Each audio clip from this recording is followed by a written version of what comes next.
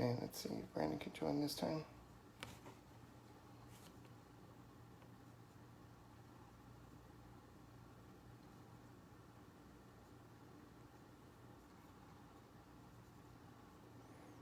Hey Franklin, I'm just testing this. Brandon, I want to bring you on camera, add. All right, so let's see if I got.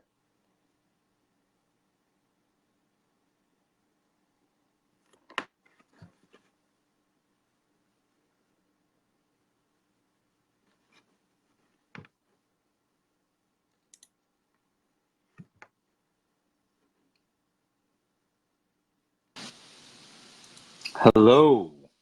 Oh, okay, so this does semi-work. All What's right, up, sexy? yeah, whatever. All right, let me pull this up. I guess we can run with this since we are connected. And Lima time is broadcasting right now as well, so that's great.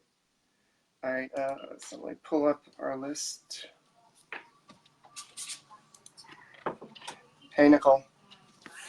All right. These can look like food sources. They can look like places. All right, you ready? Let me turn this off.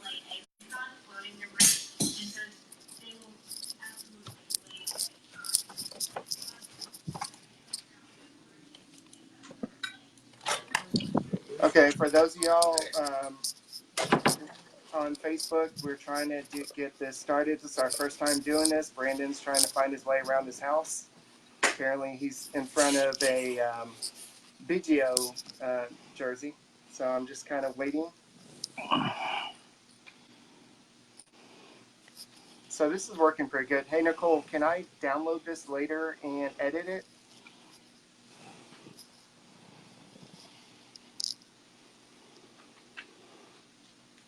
I guess I have to talk where. Can you hear me okay? Brandon? Can I hear you okay? Yeah. Yeah, can you hear me? Yeah, I can hear you. Perfect. All right, so I'm just getting Talking Stros started. Let's go ahead and go with the intro.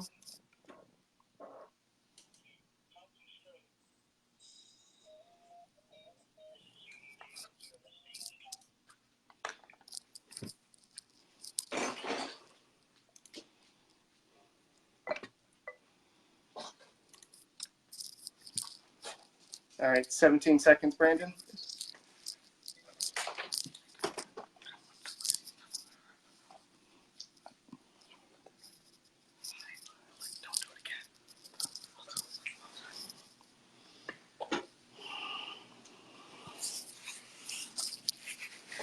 All right, welcome to Talking Stros, where we talk Astros baseball when no one else does. My name is Eric Heisman, and you are listening to KTXF The Rio and also part of the Big Head Sports Media Network. Nicole Acton on Facebook is telling me I can do this on Talking Stros. I didn't know that. I thought I had to do it on this, but that's fine. Next week I'll do it on Talking Stros. That way more people can actually listen. But Brandon, it's been a while. First show we've done via video, and I have to look at your face the entire time, but I think a lot of people are going to like this. So what's going on, Brandon? What were you doing last week that was so important that you couldn't do Talking Stros? Man, I was in Puerto Rico, San Juan. We were chilling down in on the island and having a good old time. So I was out of town, couldn't make it. Yeah, I understand that. I had to get ready for school, and there's a lot of stuff going on last week. So I just ended Talking Stros, and I'm so tired. I'm getting old. If my principal's still watching, I'm full of energy, but the first week of school, when the kids are not even there, it's very stressful. And so I'm glad that the teacher's week is over. I got to meet my students on Friday for about 15 minutes. Now I get to see them for a little bit longer time. So let's talk Astros. They had a sucky week. I think that's putting it lightly. It was 2-5. It was one of the longest road trips of the year for the Astros, and they didn't come out on top. So what do you think happened this past week? It just seemed like they can never find the right marriage. It's like one day the hitting is doing what they're supposed to be doing. The next day, the pitching is struggling. It's like they couldn't find a balance. Yeah, everything went wrong. We had a little bad bullpen day last Sunday. We had the rain out. Then we had, Garrett Cole injury. It kind of just compounded. Like you said, we got the batting when we needed the pitching. We had the pitching when we needed the batting. And so, Eric, it's really hard to talk because I'm getting a double on my ear. Oh, Is really? there any way to cut that out? I don't know. That's probably on your side. So you can hear yourself talk twice. Yeah, it's repeating. Okay, well, try to take the headphones off and we can try that. So we're trying to do this Facebook Live thing, and that way I can download videos and put them on our page. But now I can hear myself. So that's not going to work. All right, so we're going to have to figure this out. So anyway, let's go ahead and talk. Okay, no, you got the headphones. Anyway, we can turn this off in a little bit, but anyway, let's talk some Astros baseball. They finally win. They won 4-1. They're now 79-46 on the season, and they avoid a 4-game sweep versus the A's. And we knew the A's would be tough, and the A's and the Rays are the toughest teams the Astros are going to play in August. But you were hoping that we would get a little bit more in terms of just versus the White Sox. I think that was my biggest takeaway as what happened there, because the White Sox now having a great season and they just sucked. Again, you had the rain out. You had the Garrett Cole injury, so you have to go bullpen. Um, by the way, the double thing seemed to go away, so we're all good. Okay, that's good. Um, and so you get behind the eight ball in that second game with the Garrett Cole injury. The bats, it kind of threw the whole team off. It seemed the bats went cold, and then the next day we have defensive problems.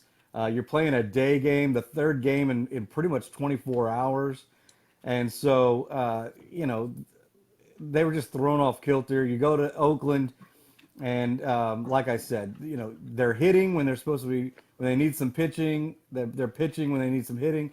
We've seen this before in the season. That for some reason they get people on base, and then they go through a cold spell with the runners in scoring position. Hitting with runners in scoring position. So all that put together, it turned out to be a bad road trip, but not horrible. 4-6. Obviously you expect a lot more from the Astros, especially against the Orioles and White Sox. Um, but overall, they were able to get out of Oakland with a win today, push them 7.5 games back. So not horrible, and they can come back home and hopefully whip up on the Tigers this week. Yeah, and the thing is, the Yankees keep on winning. They're playing this hard stretch of games, and they keep on winning. And so right now, the Astros are 3.5 games behind the Yankees for the best record in baseball. We'll talk about that later. But the Twins are really close to the Astros. They're only six. They're only 2.5 games behind the Astros, and then the Indians are catching up too. So we got a lot more teams that are trying to catch up to the Astros, and it was just a weird week. We had rainouts. We had a doubleheader. We had a last minute scratch. When I say last minute, I mean last minute. It was he went to go warm up, Garrett Cole, and then all of a sudden he said, "No, I can't do this." And so it was just a weird week. You had you had Ledmus Diaz have a mysterious injury that he was in the hospital yesterday, and so he was put on IL. We had Brad Peacock come back, and he was about to make an appearance today, but he didn't make an appearance. So it was just a weird week all around. So the frustrating part was the losing 2-3 to the White Sox, and that was my biggest thing. But Zack Greinke, we can talk a lot about Zack Greinke today. He really showed up today. He really saved the Astros bullpen, even though they had a 9-member bullpen today.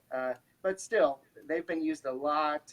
We heard that Hinch wouldn't use certain players in the game yesterday. So it was just good to see the Astros get the win, and it was Garrett Cole's 200th win of the season. So anything else that stands out from this week?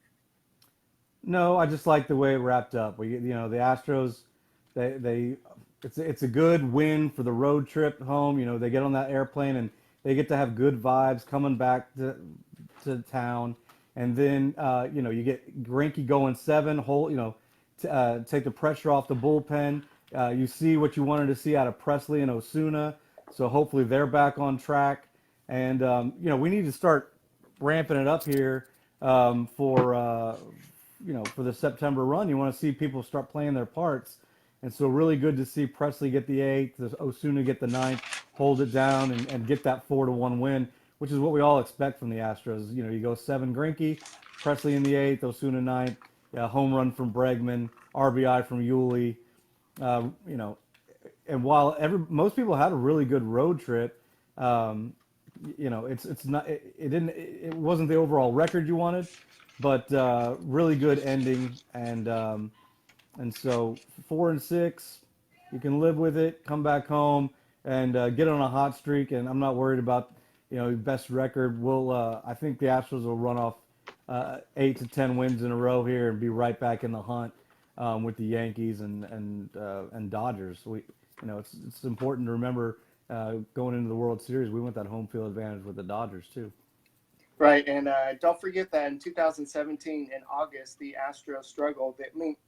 It was the lowest win total of the month of all the months. They had 14-12 record, but they went on in September to win 21 and lose 26 games.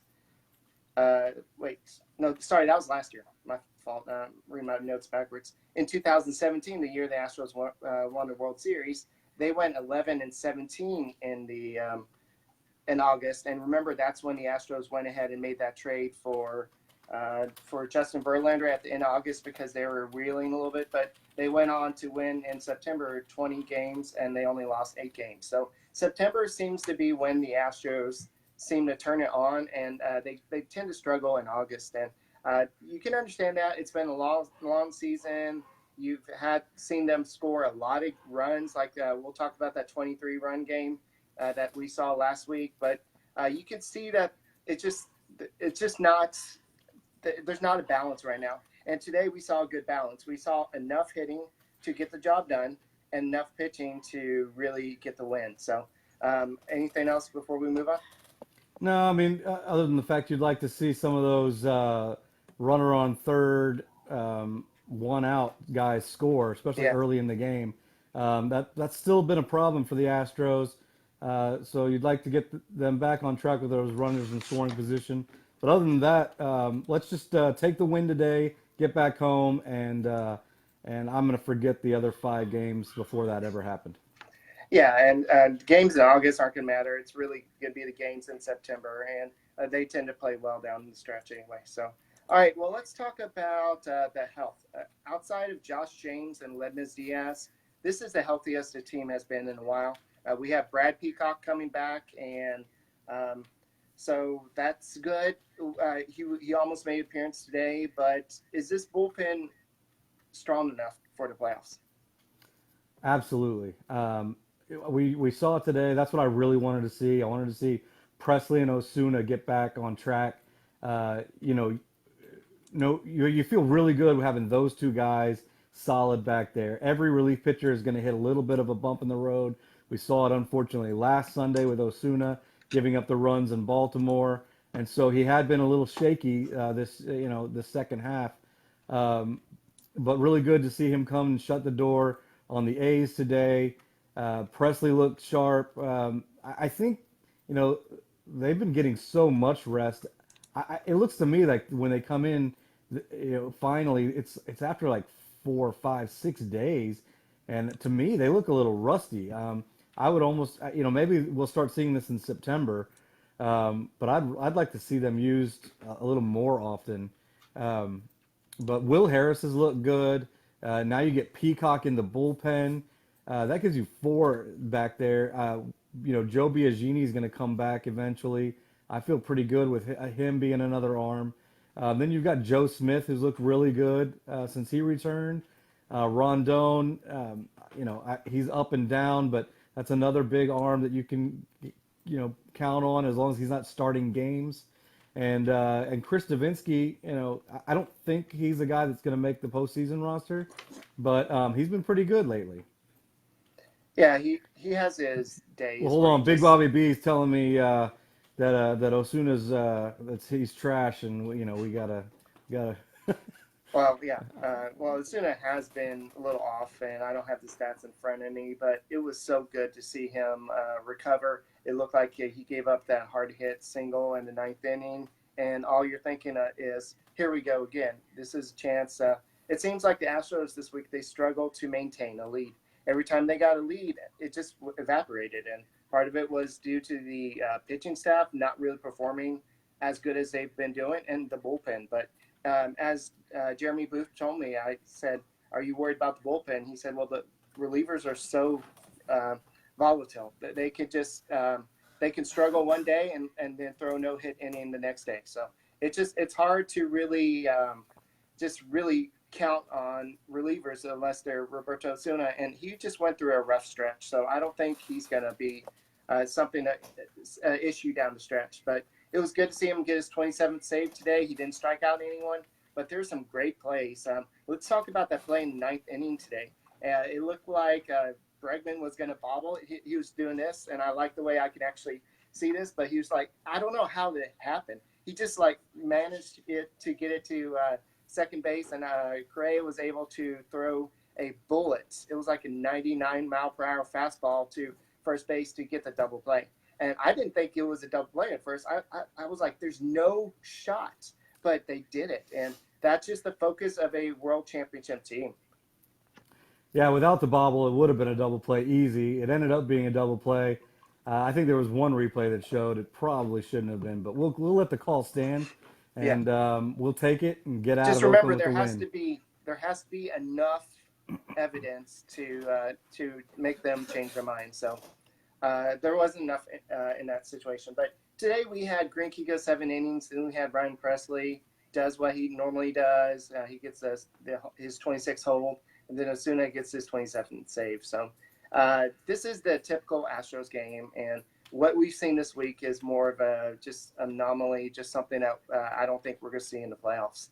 So the big highlights from today's game is Alex Bregman. He had that big 3-run homer in the 5th inning. And that ball barely cleared the fence, but it cleared the fence. And it was on the curveball against Brett Anderson, who left later in the game with a blister injury, I believe. But that was a big moment for the Astros and the next inning, they're able to maintain the lead. And that was the biggest part of this game.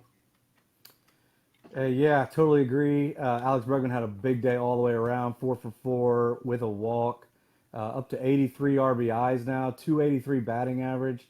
He's I think third or fourth in slugging percentage. I mean, on base OPS is what I'm trying to say. Right.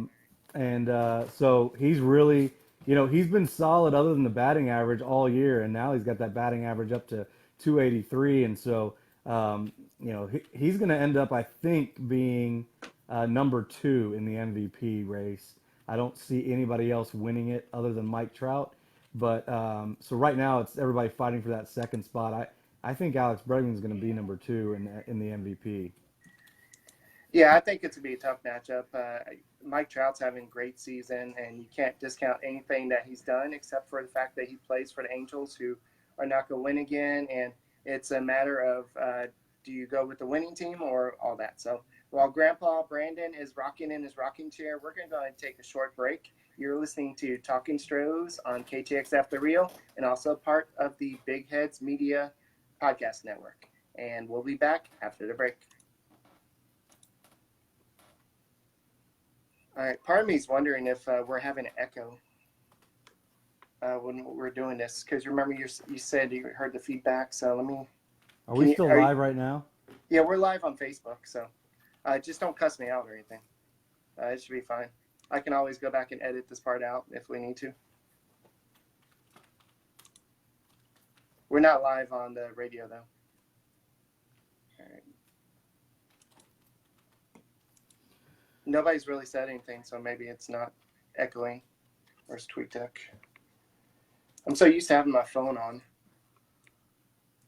I hear a minor echo myself sometimes. It was horrible when I first got on, but when I took it out and then I plugged it back in, it was there was no echo at all. Okay. It's a good thing you were telling me we were going live, man. I was sitting here in my bathing suit. Nobody wants to. I don't think people really want to see my ugly mug, Well, but they people definitely were don't. people were making fun of me when I posted a picture wearing a swim shirt in a hot tub. I'm like, well, that's just what I always do. I always just wear a swimsuit. It's not like I'm super fat. It just I feel comfortable. All right, we're about to go back live. Let me listen in.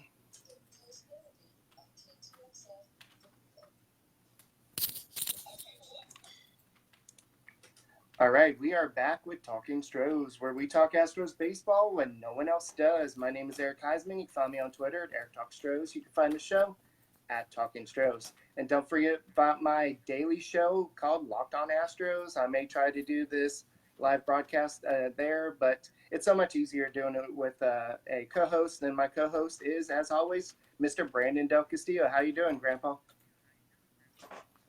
I'm doing absolutely fine. Not quite a grandpa yet, but I'm feeling good, man. Astros get the win today, and um, you know, people that want to follow me can go to Twitter, B-ball lawyer. I am the baseball lawyer. All right, so Zack Greinke ate up some innings today. What else? Oh, Michael Brantley has 51 multi-hit games. He's had 5 consecutive multi-hit games. Is there any chance he's going to win the MVP, or is it a battle between Bregman and Trout at this point? Yeah, to battle is such a strong word. I think it's over, man. Unless Trout gets hurt, his numbers are just so far off the planet that I don't think anybody has a prayer, as long as he stays healthy, of beating Mike Trout for the MVP. He's just having one of the most historic seasons of all time. But I think, yeah, I mean, I think you could see potentially 2 to 3 Astros in the top 5. I think you'll see Bregman. You could see Brantley. Um, George Springer was probably second going into the All-Star break or before he got hurt. Um, so, you could see a lot of people. You're probably looking at Yordan Alvarez as the Rookie of the Year. You're going to have Cole and Verlander fighting for Cy Young. So this is going to be an exciting award season for the Astros. Hopefully they can do it after picking up that second trophy.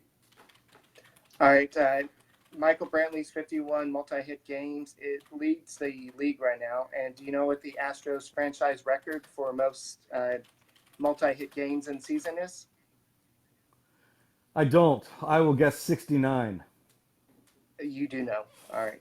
So it was Altuve in 2014, and so that was not that was the year he had that insane batting average, wasn't it? It was like 360 or something. It was like really high, but yeah. So it's I don't think Brantley's gonna be able to hit above 335, but if he hits about at 335, this is a great pickup for the Astros, and I can't wait to see what he can do in playoffs because I think his bat and Jordan Alvarez's bat was what was missing in last year's playoff. It just seemed like Altuve was hurt, and you had Lance McCullers pitching with the torn UCL, and there's just so much going on last Correa's year. But back. yeah. And Correa looks healthy. He's hitting homers like monster homers, and so yeah, it's great to see this lineup at full strength. And I think this is the first time we've talked where we've actually seen the lineup at full strength. So what are you impressed with? I'm just really impressed at how long it is. How, you get down to 7 and you're like, oh, who's coming up? And then you remember it's Yuli. You're like, oh my God, the hottest guy in the world right now, maybe outside of Rafael Devers is coming up to the plate. So, you get all the way down to Yuli, and then you're like, well, Springer is almost like on deck. So we're about to flip the lineup over again. It just doesn't stop. Um, Once they start getting hot again with the runners in scoring position, I think you will see the lineup really start turning over, and I think you're going to see more of the big run numbers. They're just going through a funk right now, and they still. I know they're playing the Orioles and the White Sox, but they still put up a ton of runs. Um, it's just that they were playing some bad defense in there. they just seem to be thrown off all week, and it started with that rain delay. You can live with Osuna blowing a lead, every once in a while, but it was just compounded that the next day you get a rain delay, then the next day you get Cole's injury, the next day is a 1 o'clock start, after a doubleheader. You're playing catch up with your bullpen. Then you got to go all the way out to the West Coast, and they just never seemed right. So bad road trip, but not horrible. You push the A's back to 7.5, and now you come home, you go on a long winning streak, like I said, and you catch up with the Yankees. Well, something I kind of talked about on Locked On Astros, I don't know if there's any merit to it, but should the Astros, instead of calling up Miles Straw for game two, should they have called up a pitcher, pushed Garrett Cole back? I know they did not know about the injury ahead of time. This was not something they knew about, but I'm just wondering if they should have just taken the opportunity to push Garrett Cole a day back, call up Armenteros, or it couldn't.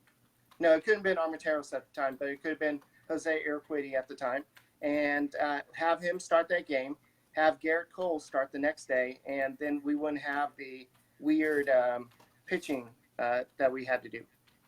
Because it would have pushed everybody back, then we wouldn't have to have called up Armenteros, and we Yeah, I just mean, didn't have a game. hindsight's 2020. You had no idea Garrett Cole was going to be injured. He was going on his regular time. It was going to be a night game, and so you didn't know anything until he went out and started warming up. So not much you could do at that point. No, I Greinke know. had already played. You'd already thrown Colin McHugh in the first game, which was kind of a bummer. But it seemed to throw the whole week off, and really just take the whole team off their stride. Um, so now looking back, maybe that should have been something that they could have done, but I don't think it's fair to say that, looking back. Yeah. I for one was pretty excited that we were gonna have Greinke and Cole pitch on the same day, and I would have to imagine the Astros front office was pretty excited about that too. Yeah. So next thing I want to talk about is Diaz going on the IL. I know they called up Sisney just because he was still in town, so they were able to do that. But who's coming up? Is it going to be Jack Mayfield, or is it going to be Miles Straw again? Or is it I going to be Kyle Tucker?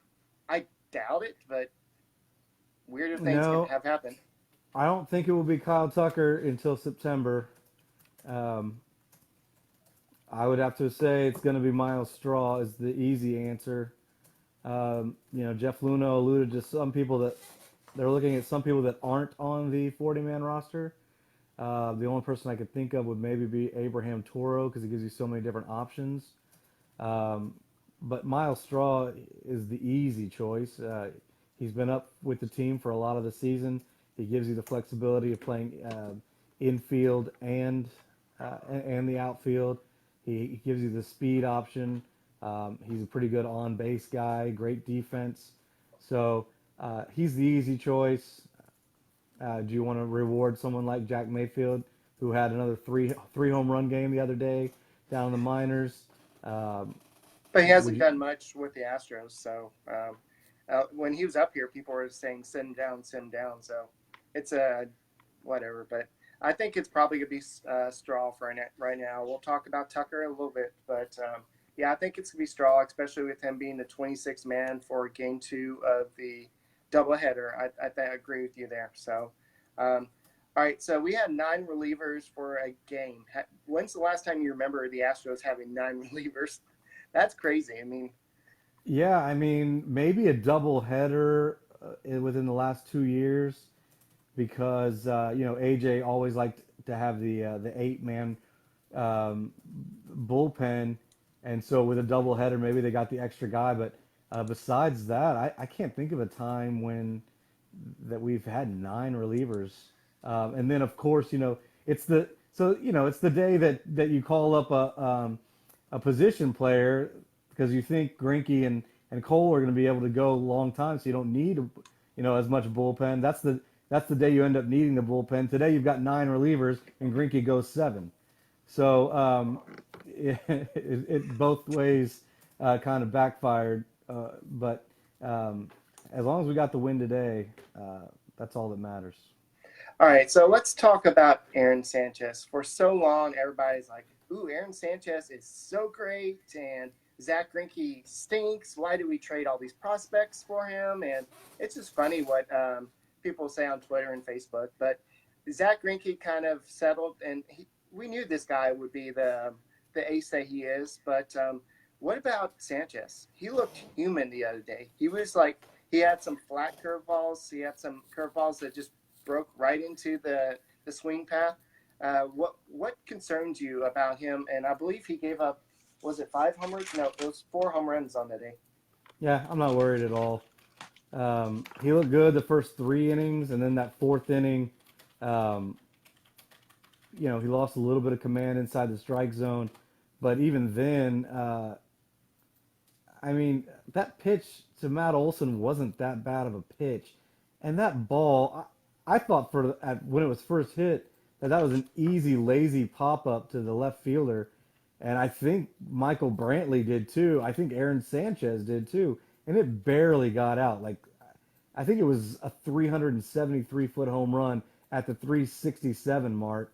Um, I don't know. I wasn't too worried about it. It ended up being a 3-run homer on like a 1-2 pitch. You know,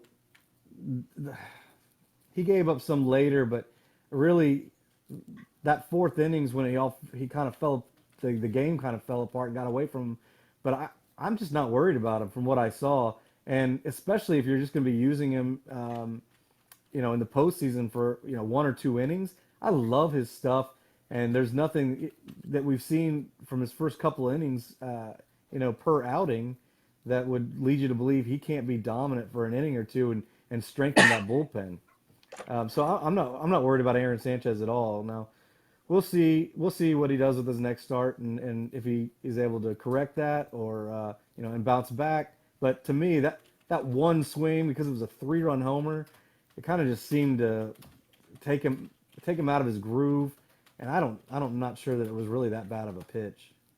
Well, I'm more worried about that play he tried at second base. He tried to get the lead runner and create a double play, but the runner was almost at the bag by the time he threw it. And so he said the throw was high after the game. His first instinct is to get the lead runner, and I get that. But you also have to know the situation. You have to know what's going on, how many outs there are. But it was just a bad read, and we saw Wade Miley make a throwing error as well. And it just seemed like the Astros starters in particular made a lot of mistakes. Even Chris Vinsky, when he made that start, he gave up, I believe he gave up a 2-run homer or something. I can't remember He exactly. gave up 2 earned runs because That's right. he couldn't pick up the That's ball right. and flip it to first base, and then the next batter gets a 2-run single. He would have been Yeah. out of the inning.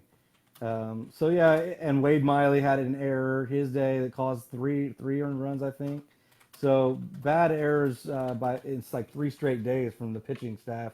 Bad defense. The Astros were doing stuff they don't normally do. This is such a good defensive team, a smart baseball club. That's why I say it just looked like the whole team was out of sorts, and it all started with that rain delay. Um, 3 games within 24 hours. That's rough. It was kind of like that the other day with the 13-inning game because they had to play the next day at, what was it, 3 o'clock? And so it was the same thing. So, but yeah, there was a lot of baseball played in that 24-hour period, and it's tough on the whole I mean, do team. people really think about where they went on this road trip? Like, Yeah. They went to picture a map of Baltimore. yeah, picture a map of America and picture where they went. Baltimore, Chicago, Oakland. That is that is not fun. That is No. not a good trip, especially when you are getting rained out. You play 3 games in 24 hours. You get an extra inning game thrown on top of it. Then you got to get it back up the next day for an early game. Um, this whole road trip was kind of ridiculous from the beginning. Whoever scheduled it, you start in Baltimore and end up in Oakland. Come on, people. But hey, 4-6. We're coming back home. Everybody in good spirits. after a win. So let's put it all behind us, and come and sweep the horrible Detroit Tigers. I can't wait to see the this lineup feast on their pitching. Are you going to the game tomorrow? No, I'm not. Okay. I just bought one ticket, and tickets are like crazy expensive right now, and it's a kid's I first day at school. So, I have one uh, for the a Bagwell ring giveaway yeah, in I have two for September. those. But I went ahead and got one. Just I'll go up tomorrow. So if anybody wants to say hi to me, I'll be solo tomorrow. But my wife wouldn't let my kids go, and if you take somebody else, they normally want to keep the ring. So I'm just like, no, I'll just get one ticket. I'm going to like 3 games this week. So that's crazy for my first week at true school. So anyway, so let's go and take a break. You've been listening to Talking Stros with Eric and Brandon, part of the KTXF did the Rio Network, also Big Hit Sports Media. I'll get used to saying that pretty soon. And also, we're affiliated with the Crawfish Boxes. So that's a lot to say, but no matter what, we talk Astros baseball. When no one else does. All right, we'll talk to you after the break.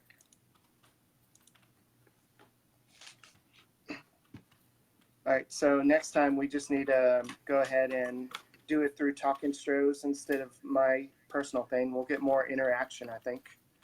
But other than that, is somebody typing in the background? Yeah, you can hear that? Yeah, it's not a Yeah. big deal. But is that you or your wife? No, it's my Hey Tristan, smile, you're on TV. Nice. It's not really TV, but so all right. We got one more segment. I think I'm gonna like the 1 hour. I think 2 hours is just too long for people to listen. Like, Yeah, I mean, all the research shows 45 minutes, but I'm fine with an hour. And well, we then, are doing an hour basically with the commercial. I mean, 45 minutes with the commercials and everything. yeah, So that's why I'm fine with it. And then if you, do you have the numbers for Tucker? I'll look that up real quick. Yeah, I'm so used to looking at my phone while doing this, so that's my only adjustment. We got to throw some, I see you're wearing a nice Breaking Tea t-shirt. Oh yeah. Thanks for telling me. We got to do that. This video is kind of throwing me off a little bit, but I like it. I will, Uh, I will you're mention it. I'll mention it to you that you're wearing one and then you can okay. talk about it. All right. Also, it's a lot clearer than normally on the phone call. So I mean, there's some moments where we hear that just the I forgot the pixelation or whatever you call it, where it just goes but otherwise it's pretty good. All right. So yeah, his stats are pretty good considering the bad start. All right. Yeah, I mean, I think we will see him in September.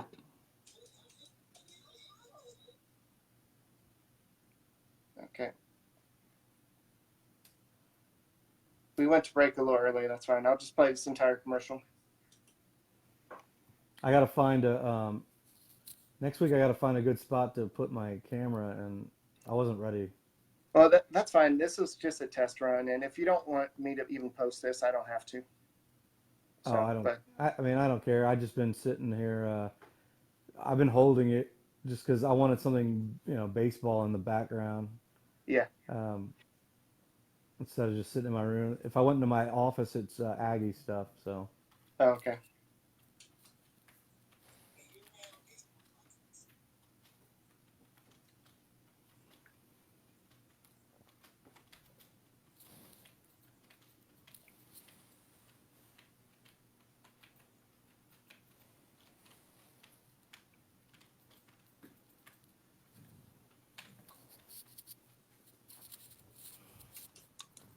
All right, we are back with Talking Stros, where we talk Astros baseball when no one else does. I've still got the sound going, so let me turn that off. All right, so I'm getting used to that, and Brandon's showing us a little picture. What is that? Bagwell and Biggio? yeah, that's Bagwell and Biggio, little artist proof there, with their autographs on it from back in the day, back in the '90s.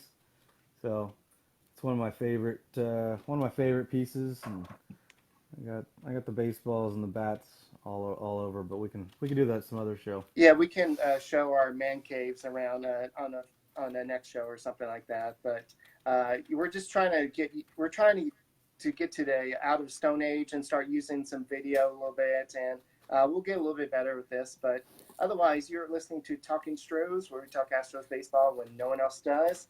And we've been talking about the Astros sucking, but they did come home with a win, and it was a 2-5 week.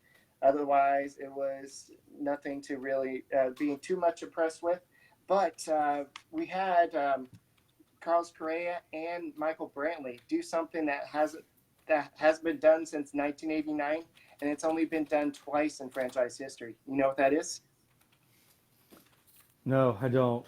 It was the other day when Carlos Correa and Michael Brantley both had 2 homers games, and so that was impressive. And that's how I knew that Carlos Correa was back. I believe one of those was a 474-foot blast, and it was like one of the longest hits at what do they call that? The White Sox field. I don't. Oh, I don't know what the new name is. Whatever. Doesn't matter. They're a bad team. I still call it Comiskey, dude. Yeah, I was about to call it Comiskey, but I think isn't that like Guaranteed Rate Field, or is that another place? I guarantee you I don't know. Anyway, we're talking Stros, not talking White Sox. So the big topic around Facebook, Twitter right now is Kyle Tucker versus Josh Reddick. I know we kind of mentioned earlier that he's most likely not going to be joining the Astros anytime soon, but maybe in September. And this year, correct me if I'm wrong, but the Astros can still have up to 40 players this year. Next year is when they'll go from 26 players. We'll get that 26 player next year, all year. But then we have 28 roster spots in September next year. So they're cutting out some of those extra players, and that's kind of good because sometimes there's too many moves going on. There's in a playoff hunt, do you really want to play your 40th top prospect, so to speak, and that type of thing? So I can see why they're doing that, but from what I understand is they can carry more players on the team next year, but they can only have 28 active for any individual game next September. So that'll be something that we can talk about a lot during this offseason. But for right now, let's talk about September call-ups. And is Kyle Tucker going to overtake Josh Reddick? Well, I don't think Kyle Tucker's going to come up anytime in August. I think he's going to play it out at AAA, and then we'll see about September. I think what they're hoping is that Josh Reddick rounds back into form by then, and so you don't have to make that decision. But it's nice to know that if he's not able to start hitting the ball better, that you have somebody like Kyle Tucker that's really crushing the ball. I think it's silly that everybody on Twitter, is talking so much about Reddick. These people should know by now that baseball players go through slumps. I know this is a prolonged slump, but he's been hitting the ball pretty well. His at-bats look good to me. He's just not getting very lucky. And then you're talking about the 9-hole hitter, Eric. Right. It's the 9-hole hitter. And it's a 9-hole hitter that's giving you really good defense. He's a big part of the team. Let's not forget he's making $13 million a year, so he's not going anywhere. He's got another year after this on his contract. So Josh Reddick, he deserves a chance to get hot again. We saw he could hit for 3 months. You think he just got old all of a sudden? No, he's going through a slump, and he's going to work his way out of it. I'm not really worried about it, especially with him batting in the 9-hole. If he was batting 1 through 6, 1 through 7, that'd be different. But you don't need. You have enough bats, I think, to where you should be able to win every night. So let's go out there and play some good defense. He's a good clubhouse guy, and he will eventually start hitting again. Now, if he doesn't in September, that's when we can start talking about Kyle Tucker, who's been really hot. And at that point, if he's not hitting, yeah, I could see Kyle Tucker taking over, especially if he gets hot. And, you could see Kyle Tucker making the playoff roster. Yeah, Kyle Tucker is having a great season with the Round Rock Express after starting off terrible. His batting average is up to 270. His OPS is 930. I typically look at OPS, and that's really great right now. His OPS, his on-base percentage is at 355, and he's got 32 homers, 93 RBIs. That's not including what he's done tonight. He's got 28 stolen bases, and it's hard to find anything that's not great to watch about Kyle Tucker right now. But for a lot of people have doubts about what he's going to do in the major leagues, and is he a 4A player? And I know Jeremy Booth is not really too high on him, and he said a lot of people around baseball are not high on him either. But Kyle Tucker, once he's given a chance, I think that he's going to really do well. But will it be this year? Or are they going to wait till they let him play first base a little bit, get accustomed to it, then maybe next year he can play first base? But there's really no room for him next year either, because you have most of the same roster next year. You have the entire outfield, basically. You have the entire infield. So there's not really a place for him to play next year. So he's got to get a chance, or else he's going to just balance out or just like stall there in AAA. Yeah, I think he gets the opportunity in September if Josh Reddick doesn't start to perform. And then you look at him coming in to next season. Look, Kyle Tucker can still play all three outfield positions. You Right. also give him some time at first base. If he's able to do that, then I think you'd see a lot of Kyle Tucker. I think you'll see some improvement with Yordan Alvarez in the outfield. And so then you can play Yordan out there. Yuli will get a DH day. Maybe Kyle Tucker's playing first base. So you kind of use Kyle Tucker like you were using Tyler White earlier this year, going into next season. For this season, I don't think you'll see Kyle Tucker at first base. He hasn't had enough time to play there. But again, Kyle Tucker, in September, if he stays hot and he comes up and performs, and Josh Reddick is not, then yeah, I definitely could see him being a part of the team, a big part of the team in September, and maybe even give them a boost for the playoff roster. Yeah, for sure. And I just want this kid to get a chance, because I want to make sure people understand how good this guy is. Yes, he's got a slow swing, but once he gets contact and once he figures out, he's going to be really good. And that's why the Astros didn't want to trade him. And a lot of teams were probably after him, but the Astros just said no. So do you think that the Astros will be able to trust Tucker at first base down the road? Like, could he be a first baseman like in 2021, or is it just maybe something that's just here or now? Like, we need somebody right now we just need some way to get him in the lineup. Yeah, I think that's more of what it is. I think if he's going to be good enough, I don't think they see Miles Straw as an everyday shortstop, but he gives you the versatility. I think, Right. They'd rather have Miles Straw in center field, or at least an outfield spot, and I think Kyle Tucker is a corner outfielder. But if he can play like Miles Straw did at shortstop, if Kyle Tucker can give you a little bit at first base and give you that versatility and some options to where you can move people around, give days off to some of your veterans. Michael Brantley and Yuli will be a year older next year. I mean, yeah, I think it's very possible that Kyle Tucker could break with the team, depending on how they play the business aspect next year. But I see Kyle Tucker being a big part of this team next year. All right, so we kind of started this conversation with the Astros 40-man roster. Who do you think is going to be a September call-up? Most likely it's going to be Garrett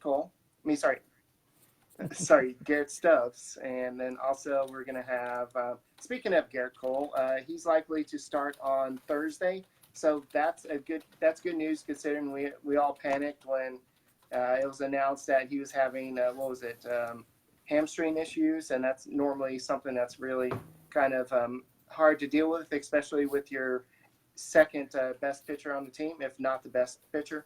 But anyway, it's good to see that he'll likely get the start on Thursday. Nothing's been totally confirmed right now, but they're going to see how he responds when they get back to Houston, and then he'll probably start on Thursday.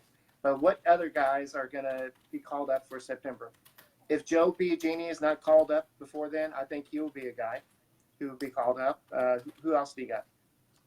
Yeah, Joe Biagini, if Sy Snead's on now, but he would be another guy. Maybe a left-handed pitcher, just to give you an option. It's not Raymond Guadalana. He's been suspended for the rest of the minor league season, and I doubt that the Astros want to bring him up for this year. So I don't know. That may be another CNL wasted talent. Perez. Yeah, CNL Perez. But yeah, there's not really an option. If Miles Straw isn't on the team already, then he would be probably called up almost certainly. I think Miles Straw is going to be on the playoff roster. Um, and then you've got people like Kyle Tucker, somebody like Abraham Toro, who we've mentioned, that could give you some versatility. Um, I mean, I can't unless there's an injury. I mean, who's Josh really else is down James. there? Yeah, Josh Well, James may Josh be. James, I think definitely. Josh James could probably make the playoff roster. Um, so yeah, I was already considering him, but maybe the Or only Whitty. other name I could really think of is, I mean, if you wanted to reward Jack Mayfield, but I just don't see the playing time for him. Taylor Jones, um, those are guys that are having good seasons. You might want to give a reward to, but the bench ends up getting pretty deep, and so um, Mayfield Jones would be about as far as I go. I just really don't see any reason to bring him up. Yeah, but the Round Rock Express, I know it's not about the playoffs in the minor leagues, but they have a 75-48 record. And so they're probably going to be in playoffs. So they're not going to want to send everybody up. And the playoffs may be over by then, but we'll see what happens. But I would Astros love to are, see. I'd love to see Abraham Toro at some point. yeah, Um, maybe in September, and then the other guy they were talking about is Christian Javier with all the strikeouts. yeah, I he don't had know if he's another good ready for start today. this. Yeah. Yeah, I don't know if he's gonna be ready this year. But man, we didn't talk about Francis Um, Martez coming back. well, he's just he's with the Round Rock Express right now, right? He's back, but he's been reinstated after his drug suspension. Yeah. So I doubt he'll be part of this roster, but we'll see. Maybe he develops to be a one inning reliever like maybe Josh James was in playoffs. But something I was kind of pondering is what if Forrest Whitley, he struggled this year as a starter, and like the first 2 innings, he can pitch really good sometimes. Could the Astros bring him up as a strictly a reliever this year?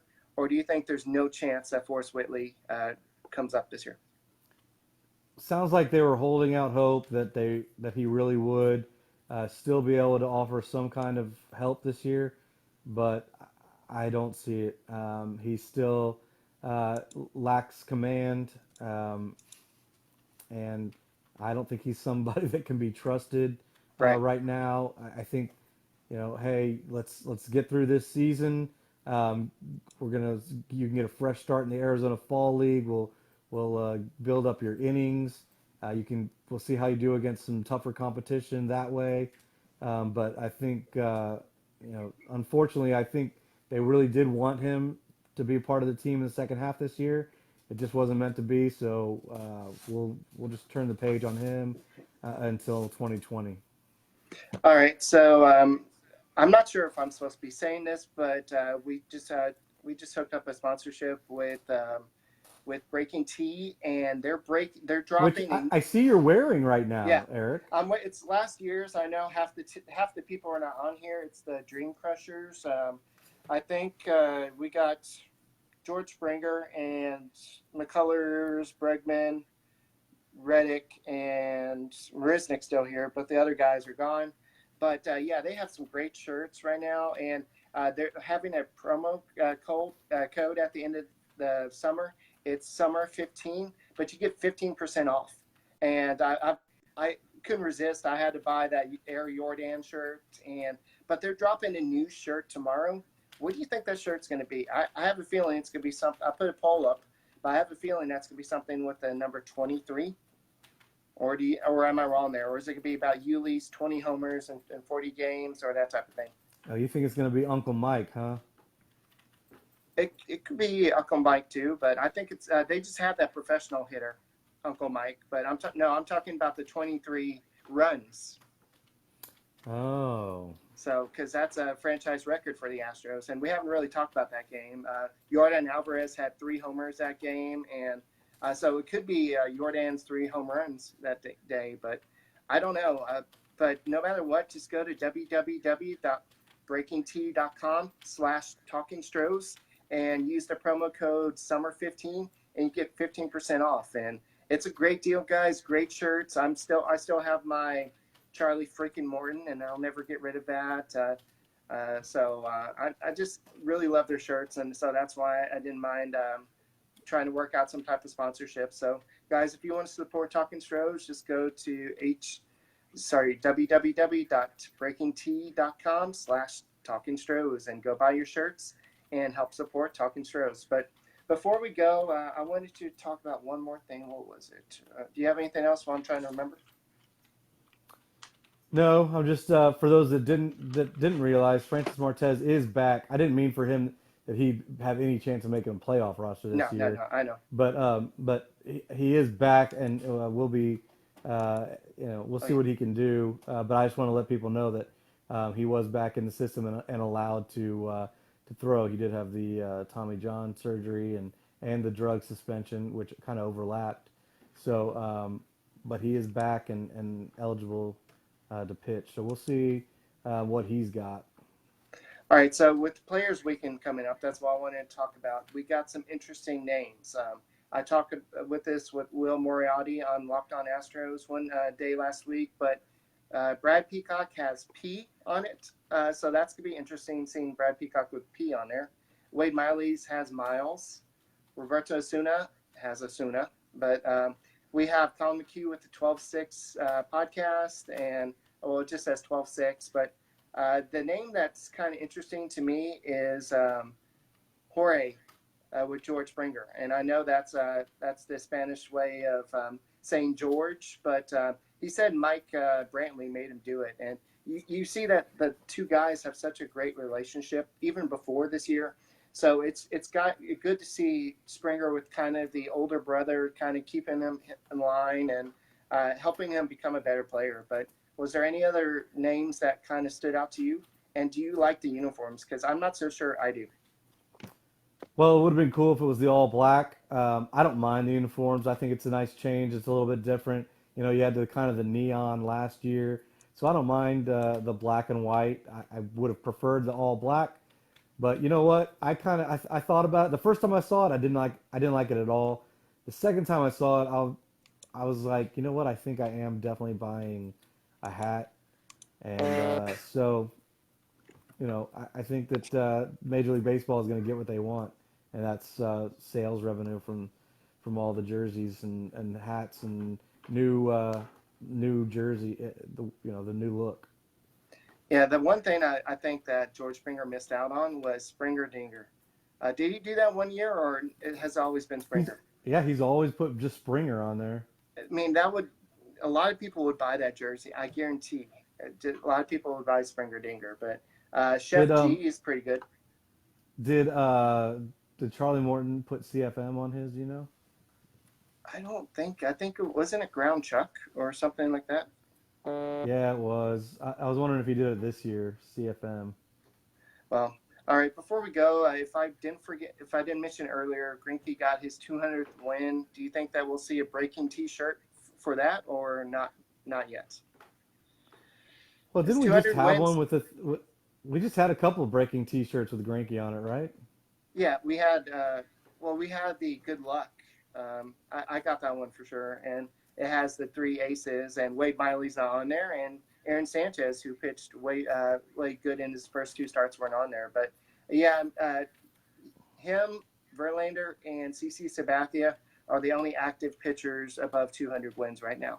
So that is kind of a big deal. So maybe Breaking T at www.breakingT.com/talkingstros will make a shirt like that. But either way, it's great to have Greinke on the team. So next week, we'll probably have to talk some more about the September call-ups as September is getting closer. guys, good luck at school. I know a lot of our listeners are going back to school, either as teachers or students. Have a great year. And guys, don't worry about the Astros. They're going to be just fine. They're just going through a little funk, and I'm not worried about it. You got any final thoughts before we take off? Nope. Ready to get. Glad we got the win. Ready to get back to Houston and see them live and beating up on that Tiger pitching staff. All right, you've been listening to Talking Stros with Eric and Brandon on KTXF The Real and part of the Big Head Sports Media Network. And we are Talking Stros, where we talk Astros baseball. When no one else does. All right, we'll talk to you next week, guys. Alrighty, so that was fun. Thanks for everybody for listening live. I'll post this on. I may create a YouTube channel or something on this, but we'll see. So, all right, Brandon, we'll work out the kinks next time, and hopefully it'll go a little bit better. But I think All it right, went man. okay. I like being able Peace to out. look at you and actually communicate with you. So, Yeah, I might wear pants next time. okay, that's good. All right, bye. Bye.